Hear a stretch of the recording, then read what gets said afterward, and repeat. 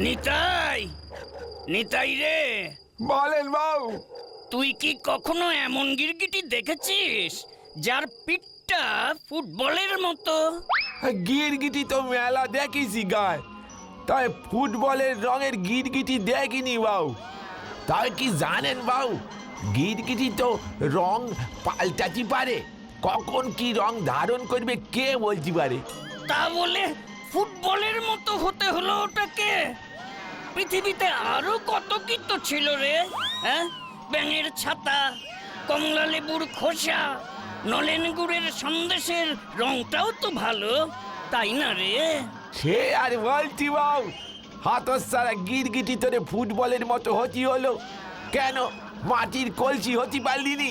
তারপরে ধরেন বাবু, আপনার ওই পুরনো সেরা সাতাটার মতো তো হতে পারত, মুখ পড়া গিরগিটি। তা বলতেছি বাবু, ওই গিরগিটি খালি খালি পাল্টে যায় বলে আপনি যেন আবার বদলে যাবেন না। আমি কেন? আমি আবার কি বদলে যাব? সে সম্ভাবনা আছে বাবু, গিরগিটি ফুটবলের মতন হতে পারে।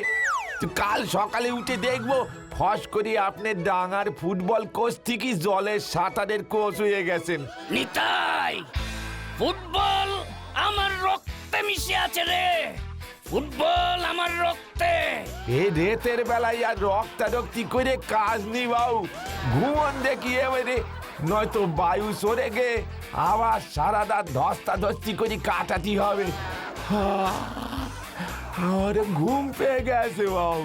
ঘুমো নিতাই, আমিও ঘুমোই।